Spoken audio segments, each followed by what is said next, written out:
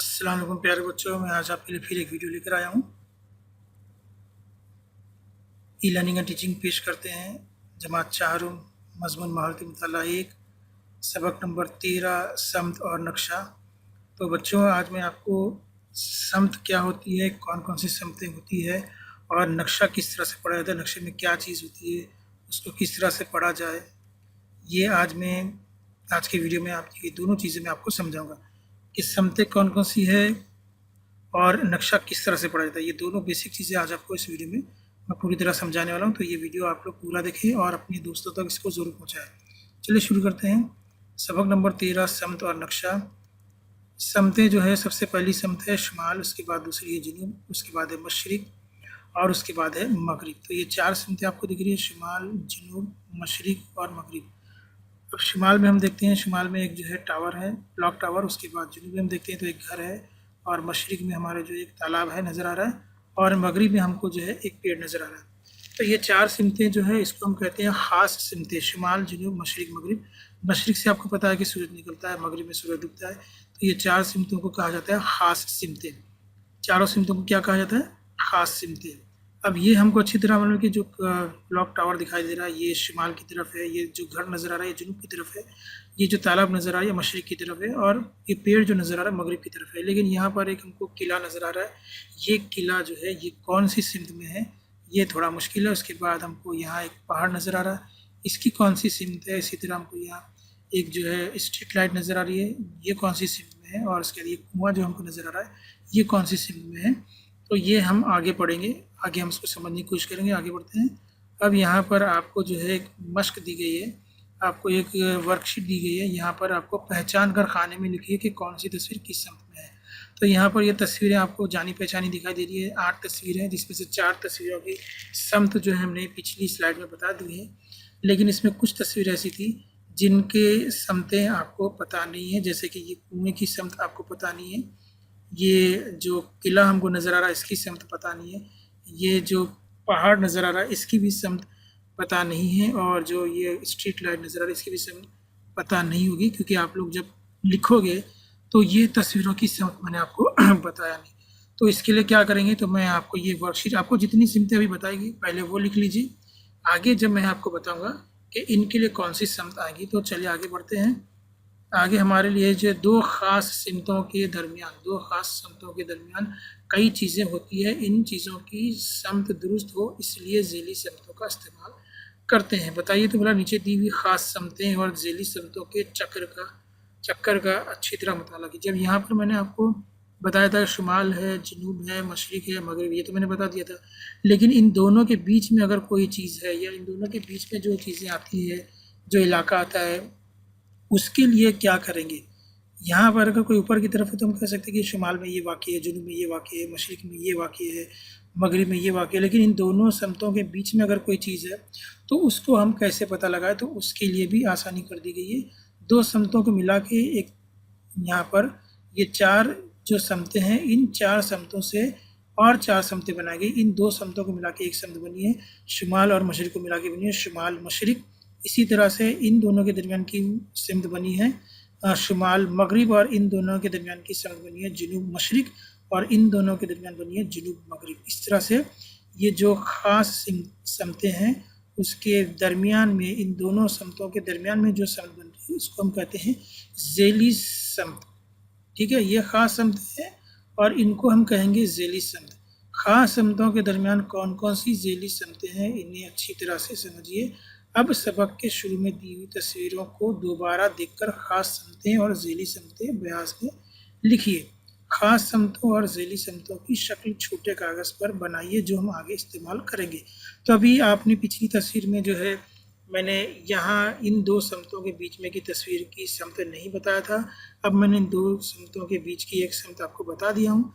तो आप इनकी जो तस्वीरें, जो इन 2 समतों के दरमियान की जो तस्वीर है, उनकी भी आप समतें अपने खाके में या जो वर्कशीट दी है उसके अंदर आप लिख लीजिए, और एक कागज़ पे बना लीजिए, जिसका इस्तेमाल हम आगे करेंगे। तो चलिए आगे बढ़ते हैं।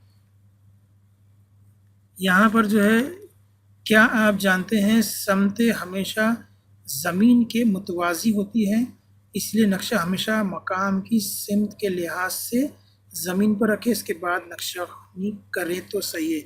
आमतौर पर जो है दीवार पर लटका कर नक्शा पढ़ा जाता है स्कूलों के अंदर, कॉलेजेस के अंदर, लेकिन ये नक्शा पढ़ने का सही तरीका नहीं है। इसको ज़मीन के मुतवाज़ी रखना चाहिए, नक्शे को जो है ज़मीन के मुतवाज़ी रखेंगे और तब पढ़ेंगे, और समत के हिसाब से हमको रखना है। जैसे अभी यहाँ पर देखिए सूरज यहाँ पर इस समत में हमको दिखाई दे रहा है, यानी कि यहाँ पर मशरिक है, यहाँ मगरिब है, यहाँ शिमाल है और यहाँ पर जुनूब है। तो ज़मीन के मुतवाज़ी रहेगा तो नक्शा पढ़ने में और समत मालूम करने में आसानी होगी, सफ़र करने में भी आसानी होगी, क्योंकि समतों के ज़रिए सफ़र आसान हो जाता है। तो नक्शा जो है वो पहले ज़माने से नक्शा बनाकर जो है सफ़र किया करते थे, तो उसमें समत का तयन होता था। अभी जो है मोबाइल के अंदर गूगल मैप आ गया, जिसके अंदर हम जहाँ से निकले हैं वहाँ की लोकेशन और जहाँ हमको जाना है वहाँ का एड्रेस अगर हम डाल दें तो हमको गूगल मैप जो है पूरी गलियाँ रास्ते से बताया था, कहाँ मुड़ना है, लेफ़्ट जाना है, राइट जाना है, सब हमको इंडिकेशन देता है। रास्ते में कितने मॉल पड़ रहे हैं, रास्ते में कौन से दवाखाने, मंदिर है, मस्जिद है, ये सारी जानकारी हमको मिल जाती है। कहाँ ट्रैफिक है, कहाँ नहीं है, टू व्हीलर पे जाएंगे तो कितना वक्त लगेगा, फोर व्हीलर में जाएंगे तो कितना वक्त लगेगा, बस से जाएंगे तो कितना वक्त लगेगा। इस तरह से सारा जो है गूगल मैप ने टाइम के साथ हमको बता दिया था। तो नक्शा ख्वानी जो है वो अब हम मोबाइल के अंदर कर रहे हैं। तो अगर हम कागज़ पे नक्शा अगर हमको देख रहे हैं तो वो ज़मीन पर रख कर जो है ज़मीन के मुतवाज़ी रख कर ही हमको नक्शा पढ़ना चाहिए। फ़ौजी लोग जो है वो भले ही जो है दीवारों पे उनके नक्शा रहता है, लेकिन जब उनको जंग के लिए निकलना होता है तो उनके टेबल के ऊपर नक्शा बना रहता है, और उस नक्शे के ज़रिए वो लोग जो है अपना प्लान बनाते हैं कि कहाँ से किस तरह से अटैक करना है, कहाँ से बचाव करना है। वो सारी प्लानिंग जो है नक्शे के हिसाब से होती है। चलिए आगे बढ़ते हैं। हमारे सामने यहाँ पर एक और नक्शा आ गया, आइए दिमाग पर जोर दें। यहाँ पर हमको जो नक्शा नज़र आ रहा है ये रियासत महाराष्ट्र का नक्शा है, ये दिख रहा है। यहाँ पर नक्शे का नाम दिया है रियासत महाराष्ट्र। अब इसके अंदर नक्शे के अंदर तीन खास चीज़ें होती है। एक नक्शे का उन्वान होता है, ये जो अपनी रियासत महाराष्ट्र ये उसका उन्वान है। उसके बाद यहाँ पर समतें दी गई है, शिमाल जनूब मशरिक मगरिब, और यहाँ पर एक इशारिया दिया गया। इशारे से हमको नक्शे के बारे में बहुत सारी मालूमात मिलती है। तो अब नक्शा किस तरह से पढ़ा जाता है मैं आपको बताता हूँ। रियासती सरहद, ये जो आपको डॉट लाइन दिखाई दे रही है, तो यहाँ पर देखिए आपको डॉट लाइन गहरी नज़र आ रही है, ये जो है महाराष्ट्र रियासत की सरहद है। यानी इस लाइन के अंदर जितना भी हिस्सा है वो महाराष्ट्र कहलाएगा, और इस लाइन के बाहर का हिस्सा जो है वो रियासत दूसरी लग जाएगी, वो महाराष्ट्र के अंदर नहीं आएगी, महाराष्ट्र के बाहर। यहाँ पर अगर हम देखेंगे इस रियासती सरहद के बाद देखेंगे तो यहाँ इस इलाके में ये पूरा महाराष्ट्र, इसके इस तरफ जो है इस लाइन के उस तरफ जो है यहाँ पे मध्य प्रदेश है। इसी तरह यहाँ पर हम देखेंगे तो यहाँ रियासत छत्तीसगढ़ है, यहाँ पर देखेंगे तो रियासत तेलंगाना है, यहाँ पर देखेंगे तो रियासत कर्नाटक है, नीचे देखेंगे तो गोवा है, और यहाँ पर देखेंगे तो यहाँ पर देव दमन जो है ये अलग है। इस तरह से जो है आपको ये हमको जो लाइन नज़र आ रही है ये रियासती सरहद है, नहीं रियासत की सरहद है। इसी तरह ज़िले सरहद, ये जो आप लोग जो बारीक लाइन दिखाई दे रही है आपको डॉट डॉट डॉट डॉट, ये जो है ज़िलों की हद है। यानी अगर हम ये हिस्सा लेते हैं, ये इतना हिस्सा हम लेते हैं, तो ये पूना है, पूना का इलाका है ये। इसके इस लाइन के अंदर का जितना भी है वो पूना है। इस लाइन के बाहर चले तो अहमदनगर आ गया, इस लाइन के बाहर चले गए थाना आ गया, इस लाइन के बाहर चले गए रायगढ़ आ गया।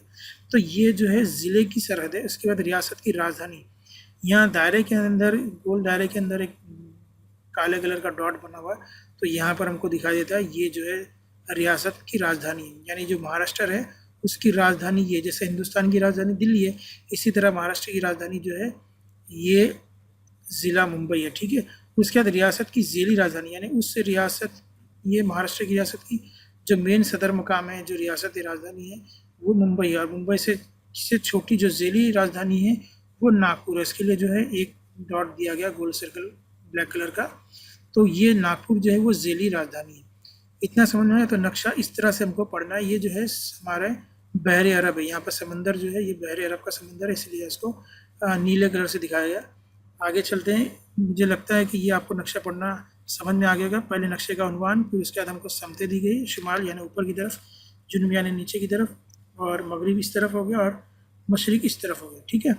और ये जो इशारिया है जो हमको नक्शे के अंदर क्या क्या डिटेल्स है वो सारी बारीकी से मालूमात जो हमको इशारे के ज़रिए मिलती है, ये पढ़ना आपको आना चाहिए।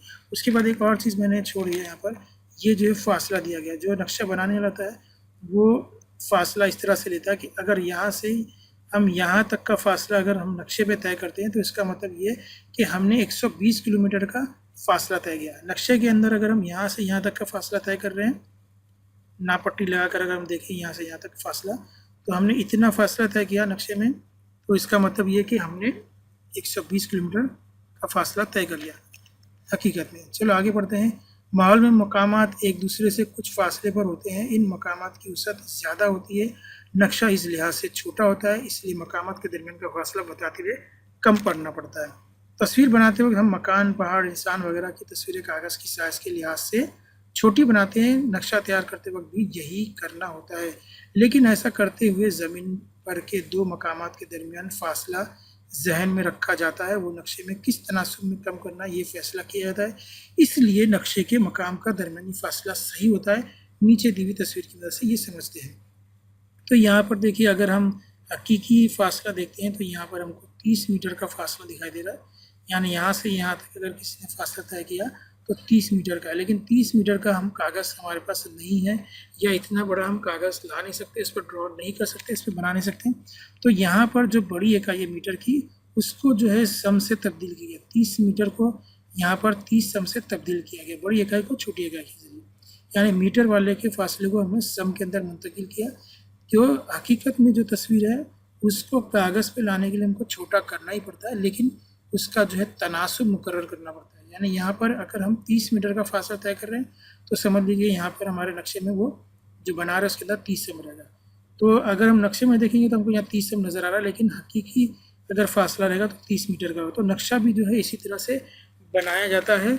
जो हकीकत में फासला है उसको जो है एक तनासुब के साथ छोटे फासले में तय किया जाता है। किलोमीटर है तो उसको मीटर के अंदर या सम के अंदर तब्दील किया जाता है। इससे हमको नक्शे पर फासला मालूम करना आसान हो जाता है।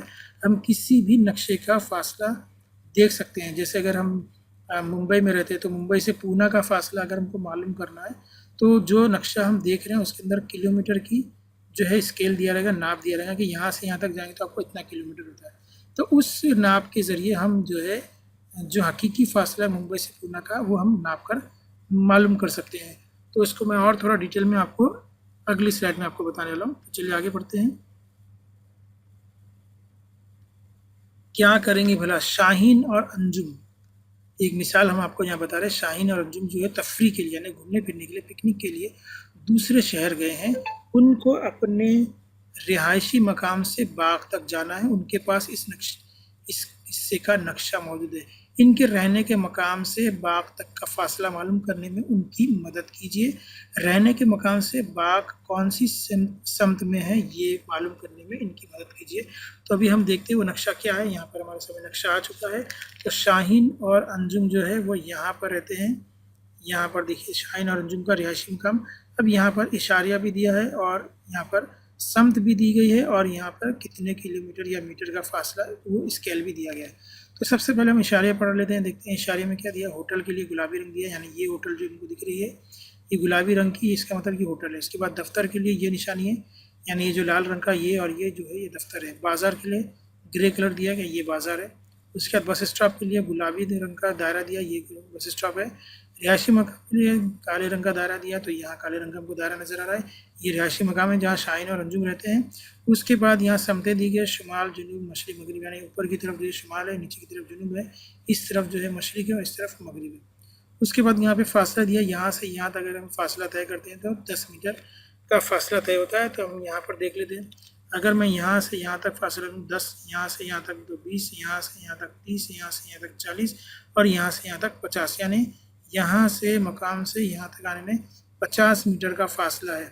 तो यहाँ इनके रहने के मकाम से बाग तक का फासला मालूम करने में हमने यहाँ पे मालूम कर लिए इतना 1 इंच का फासला है। हमने यहाँ से यहाँ तक 1 इंच ले लिया, ये 10 मीटर हो गया। यहाँ से यहाँ तक एक दूसरा इंच हो गया, ये 20 मीटर हो गया। यहाँ से यहाँ तक 30 मीटर हो गया, यहाँ से यहाँ तक 40 मीटर हो गया, यहाँ से यहाँ तक 50 मीटर हो गया। अब उसके बाद दूसरे सवाल है रहने के मकाम से बाग कौन सी सिमत में है। तो अब यहाँ पर ये जो हमको बाग नज़र आ रहा है कोने में नज़र आ रहा है, तो यहाँ जो है झेली सिमत होगी, ऊपर की तरफ, नीचे की तरफ, शुमाल, जुनूब, मशरिक, मगरिब। लेकिन ये हमको जो है दो समतों के बीच में ये बाग हमको नज़र आ रहा है, तो हम इसको कहेंगे मशरिक जुनूब मशरिक। इन दोनों के बीच में ना ये ऐसी लाइन है, ये देखो यहाँ से क्रॉस में आइए, तो यहाँ से क्रॉस में जो यहाँ पर हमारा बाग नज़र आ रहा है, तो मशरिक और जुनूब मिला के मशरिक जुनूब या जुनूब मशरिकी हम इसको सिंध को कहेंगे। तो ये दोनों सवाल आपके हो गए हैं। तो अब जो है मुझे उम्मीद है कि यहीं पे हमारा लेसन ख़त्म होता है। मुझे उम्मीद है कि ये लेसन आपको, ये वीडियो आपको पसंद आया होगा, तो आप इसको जो है अपने दोस्तों तक ज़रूर पहुंचाइए। और इस चैनल को अगर आपने अभी तक सब्सक्राइब नहीं किया तो सब्सक्राइब भी कीजिए और इस वीडियो को अपने दोस्तों तक पहुँचाइए। और फिर हम मिलेंगे इंशाल्लाह अगले वीडियो में। तब तक के लिए अल्लाह हाफिज़, बाय बाय।